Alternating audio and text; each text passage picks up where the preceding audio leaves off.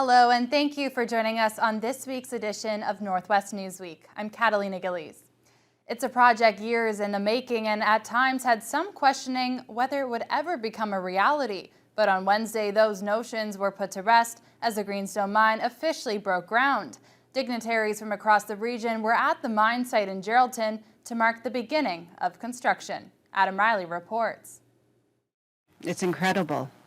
We've been working for this for so long now. It's been a heck of a ride already, and it's just getting going, so this train is out of the station. It is no longer considered proposed as the long-awaited Greenstone Mine has officially broken ground. Construction has begun on the massive project, which is expected to create 2,100 immediate jobs and bring a major boom into the region. The Geraldton Gold Zone previously supported mines here between 1938 and 1970. It is that legacy through the tailings from those mines that Greenstone Mine will make its fortune, with more than 5 million ounces of gold expected to be produced over the initial 14 years. Among the dignitaries on hand was Minister Greg Rickford, who says mining plays a critical role in the province's economy going forward and will especially benefit Northern Ontario. The market has come to Northern Ontario for our minerals. We've been able to open or move many mining projects across this region to the starting line for construction or some other major environmental milestone. So we're on the move here. It has been 14 years since the mine was first proposed, and in late 2019 it looked like the project could have collapsed under litigation between its owners. But when Equinox Gold and Orion Mine Finance Group stepped in and each purchased 50% of the project, that is when things really took off. Greenstone Mayor Renaud Beaulieu says he's still astounded to see the mine move ahead, and he's looking forward to the future. I got to tell you, it went so fast in the last 6 months when, we had Equinox Gold and Orion come in this venture. It was unbelievable. And with the team they have behind them, wow, we're in good hands and we're going to see a lot of prosperity in our area. Preliminary construction included building access roads and a temporary water treatment plant in the lead up to this week's ceremony, which will provide a baseline of infrastructure for construction. However, mine GM Eric Lamontagne says there's still a lot of work to be done over the next couple months, including securing the site further. Because currently we have a lot of access on the highway, and it's not the perfect world, and we'd like to just cut one access to the highway for security. It's important. First objective. Second objective, before Christmas, we'll start to pour 2 buildings. Well, we already select our contractor to do that, and they will mobilize in November and will pour 2 concrete slabs to assemble a pre-engineering building over there. And while Wednesday's ceremony officially kicks off construction of the mine, it doesn't mean that the clock begins ticking on the 14-year lifespan for the mine. That only begins next fall when the mine completes construction and goes into production. Adam Riley, TBT News. Local MP Patty Hajdu says she's excited by her move to Cabinet of Minister of Indigenous Services, calling it a portfolio she is passionate about. Hajdu faces challenges right away with an appeal of a court ruling to give billions to Indigenous children in the child welfare system. She'll also be tasked with bringing clean drinking water to First Nation communities, some of which that reside in her riding. Corey Nordstrom has more. Patty Hajdu has been moved to her 4th ministerial duty with the unveiling of the new federal cabinet on Tuesday. Hajdu says she feels honored that Justin Trudeau named her to this position, which she has some familiarity with. It's something that the Prime Minister knows that I have a passion about, and that I've worked on many issues that intersect with Indigenous people over the number of years that I've been living in Northern Ontario. The newly named Indigenous Services Minister is looking forward to the work ahead, which includes the lifting of the final 44 boil water advisories on First Nations across Canada. It's a goal Trudeau promised to accomplish before becoming Prime Minister in 2015. This is a top priority for the Government of Canada, and I'm really looking forward to understanding those continued long-term boil water advisories better and meeting with those individual communities to hear their perspectives on how we more quickly accelerate this work. One of the first moves her office had to make was a critical one. On Friday, Ottawa chose to appeal a federal court decision to uphold 2 Canadian Human Rights Tribunal orders to pay billions to Indigenous children wrongly placed in the child welfare system. We spoke to Haidu a few days before that decision was made. Litigation isn't serving anybody. And so I'll be working with my colleagues over the next day or so that we can understand the next steps forward. There is no question that compensation needs to be paid for the historical human rights violations. Another new duty of Haidu's will be overseeing FedNor. The Thunder Bay Superior North MP is excited to shape the work being done at the Economic Development Agency to better fit the needs of Northern Ontario. Corey Nordstrom, TBT News. Liberal MPP Michael Gravel is under fire once again. A second email from Gravel's office has been leaked to the media by the Ford government regarding mandatory vaccinations for healthcare workers and potential job loss for those who are unvaccinated. Danielle Bain has more on Gravel's second apology in the past 2 weeks.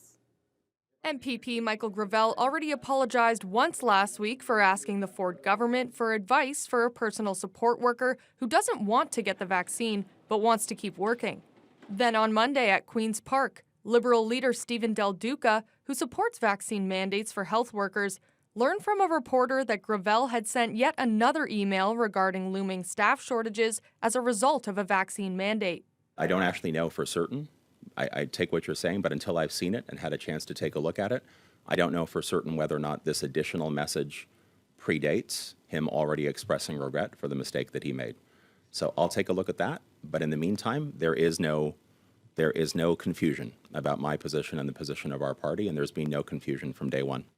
This latest email with an attachment from a concerned constituent was sent to government officials 2 days after Gravel's first apology. He says it was accidentally sent by one of his staff members. Fortunately, as a result of some miscommunication, other emails got sent out afterwards, and I apologize for that. I have wonderful staff, and I'm very grateful for the hard work they do for me, but a mistake was made, and it's been corrected, and I can assure you it will never happen again. When asked whether or not MPPs are supposed to bring forth any and all issues their constituents might have, Del Duca said there's more to the job than just being a messenger. MPPs are also elected to exercise judgment, not simply to serve as clearinghouses to send information into government. The NDP has called for Gravel to be removed from the Liberal caucus for the mixed messages, but it appears that Gravel will not be expelled. Spoken to our leader, Stephen Del Duca, and he was very kind to me. Certainly asked me to be a little bit more careful in the future, but continues to welcome me as part of the Ontario Liberal caucus. At the same time, made it clear that indeed he wanted to be sure that we were very careful in the future, and indeed that's exactly what I'll be. Danielle Bain, TBT News. A councillor in Fort Frances will not be sanctioned by the body he is a part of following a 5-1 vote on Monday. The vote stemmed from an investigation by the town's Integrity Commissioner into violations of the Municipal Code of Conduct. Adam Riley has the details. Douglas Judson was facing sanctions following a series of comments he had made on social media while council was receiving public comments on the proposal to change the names of Colonization Road East and West in the community. An anonymous complaint was filed by a member of the public and resulted in a 10-month-long investigation by the town's Integrity Commissioner. In his report to council Monday, Daryl Matson found all but one of the complaints filed against Judson were unsubstantiated, the sole exception being the councilor's reattribution of a public statement by a Flinders Place resident to a white senior citizen. Asher Honickman represented Judson and argued his client's use of white senior citizen was a form of political expression and was not discriminatory. Whether or not you agree with him, what he's clearly doing here is calling attention to white privilege. He's saying in that comment, essentially, that that the opposition to this initiative is coming predominantly, if not exclusively, from a particular demographic. Matson's report recommended council accept the report, sanction Judson by having him publicly acknowledge his lapse of judgment and issue a public apology, and make the report available for the public. But when it came time for council to make its final decision, members were divided. I will not support this recommendation, not because I think that it is wrong, but because I am of the opinion that Councillor Judson will not issue a public apology. I support accepting the Integrity Commissioner's finding and all 3 recommendations put forth in his report. I believe Councillor Judson's behavior to fall in the minor category. I suggest that we receive the Commissioner's report with no further action. Some members even took issue with how the process played out. And I believe all of the councillors received a with prejudice letter from Councillor Judson's lawyer. The letter contained all manner of legal threats if council were to adopt the commissioner's findings. This is before we had a chance to even read the findings. But I too am somewhat concerned by the tone of the letters and attempts at intimidation from Councillor Judson's lawyer. In the end, council voted 5-1 in favor of receiving the report and to take no further action. In a post to his website, Judson says he will be seeking amendments to the town of Fort Francis's Code of Conduct to fairly and economically weed out vexatious complaints and attacks on political expression, to clarify procedure, and to save taxpayers' money. Adam Riley, TBT News. Fort Francis native Duncan Keith is among many NHL players reacting to the Chicago Blackhawks scandal that sent shockwaves through the hockey world this past week. Former Blackhawks prospect Kyle Beach came forward as a minor league player from the Cup-winning team in 2010 who was sexually assaulted by then video coach Brad Aldridge. The incident was covered up by the team, and details are now coming to light through a comprehensive report by an independent investigator. Keith is now with the Edmonton Oilers and was a member of that 2010 Blackhawks team. He says his thoughts go out to Beach and he respects his courage for coming forward. I didn't know anything. My time at the, in those playoffs, thinking back, my whole focus was right in the moment, doing what we had to do as a team, as a group, and as one of the leaders on that team. We had many leaders, and our focus was trying to win hockey games and win in the playoffs. And I know there was talk that, players knew, and maybe some guys did know, but not everybody knew. And, maybe that's hard for people to understand, but that's the truth. Not everybody knew, and I didn't know what that was happening, and that those things happened to that person. Blackhawks GM Stan Bowman and Florida Panthers coach Joel Quenneville, who coached the Blackhawks in 2010, have both resigned from their positions in the aftermath of the scandal. And when we come back, the new emergency department in Geraldton commemorates a local doctor for his years of service and dedication to the community.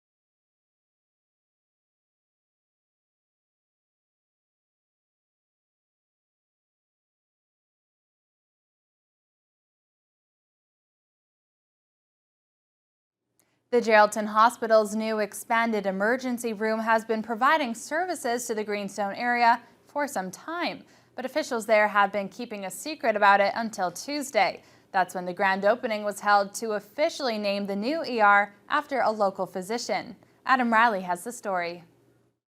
While the $21 million expansion of Geraldton's emergency department is complete from a physical and operational standpoint, something was still missing. And that something, as hospital CEO Daryl Galusha says, was difficult to keep under wraps. We've kept that covered. We've had things. This man has dedicated his life, his family life, his personal life to the people of the Greenstone district. It was a unanimous decision to choose to name the ER in honor of Dr. Lane.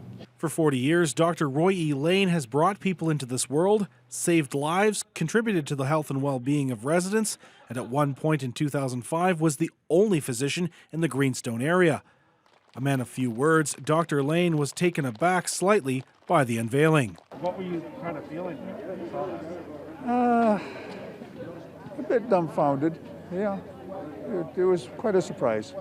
The expanded space not only includes 5 rooms for emergency care, but is also bringing chemotherapy to the region for cancer patients and space for mental health supports.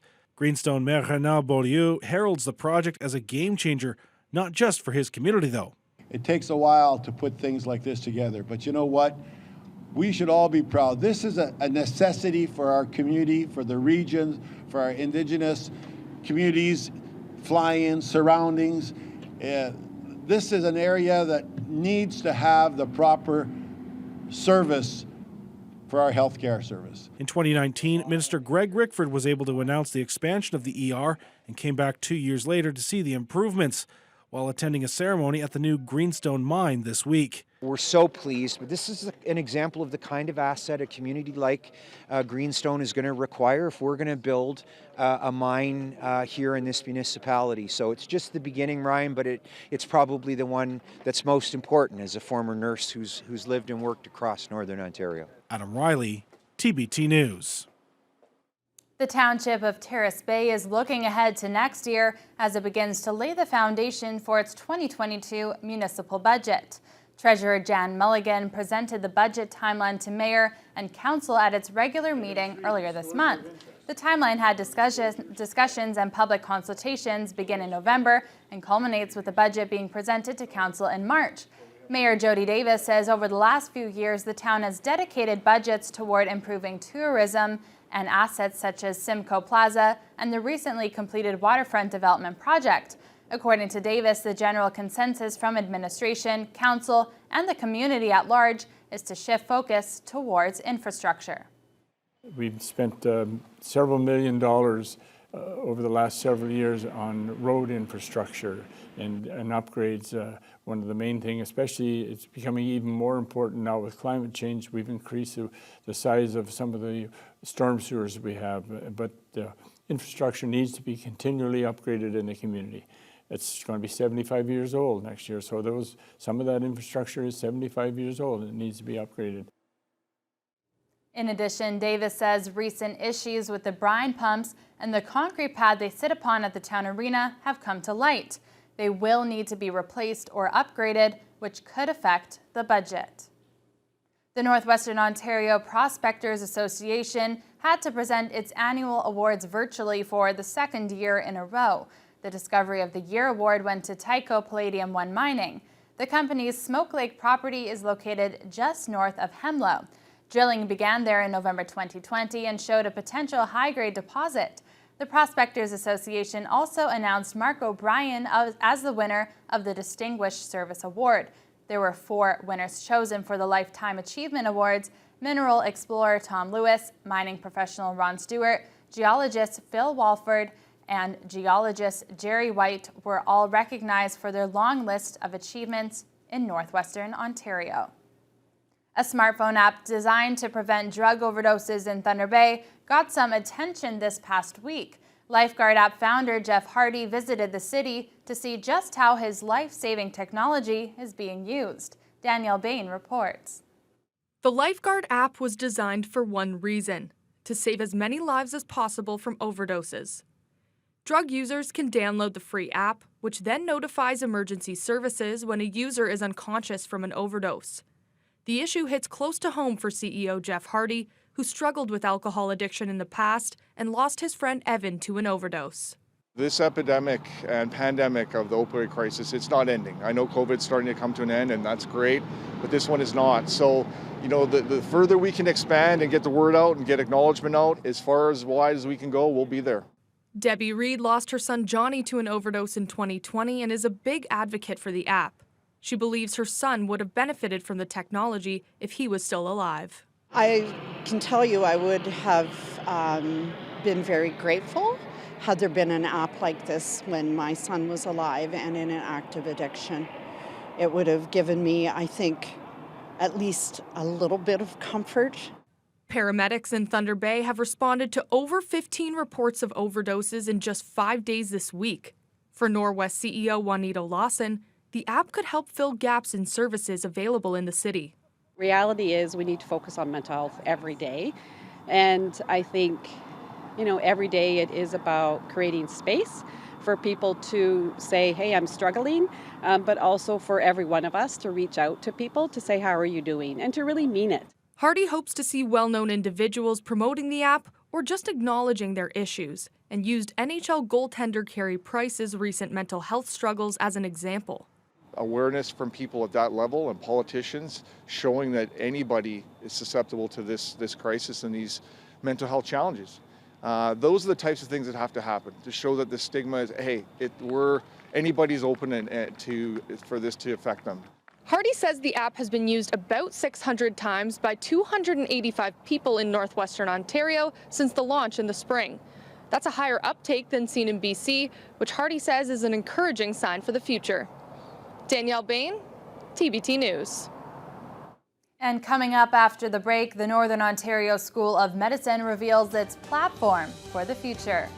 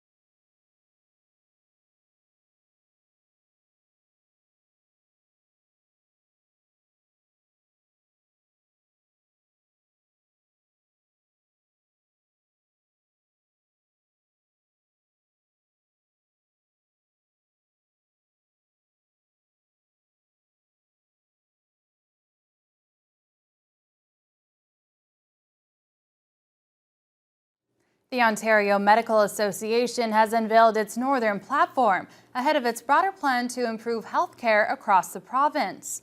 OMA officials participated in a virtual media conference this morning with Northern Ontario School of Medicine President Dr. Sarita Verma.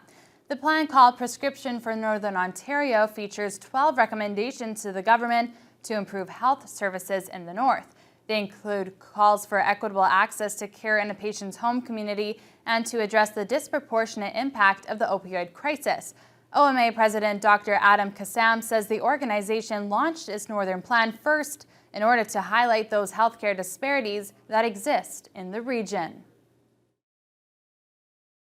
There's 100 generalist family doctors that are needed in this area, 130 specialists, 40 of whom are psychiatrists. This is a very complex problem. There's probably a bunch of different avenues that we need to figure out how to work in concert, but ultimately it's going to be a multi-pronged approach that includes homegrown training, attracting from abroad and abroad from the community, as well as focusing on how do we fundamentally allow people to get care here with the Health Human Resource Plan that we have in place. CEO Alan Odette says the OMA will lobby the government to address the concerns. The association's province-wide plan, Prescription for Ontario, was released this past week. Ontario has also announced it's now expanding its schools' take-home COVID-19 test kit program. By mid-November, all 4,800 public schools in the province, as well as any First Nations or private schools that opt in, will have access to non-invasive PCR test swab kits. Minister of Education Stephen Lecce says this will help keep schools safe and prevent possible COVID-19 outbreaks. Enabling students to pick up a PCR self-collection kit at school, the program will help address barriers for students who have challenges with quickly obtaining a test at a testing center when they're symptomatic or have been identified as a close contact of a confirmed COVID-19 case. The take-home approach will also provide convenience for parents and for families and help to potentially identify more cases to keep these schools open and safe. The Ontario government is also mandating a stronger testing requirement for unvaccinated staff. They are now required to present 3 negative COVID-19 tests per week. And that wraps up this week's edition of Northwest Newsweek. Thanks for joining us. We'll see you next time.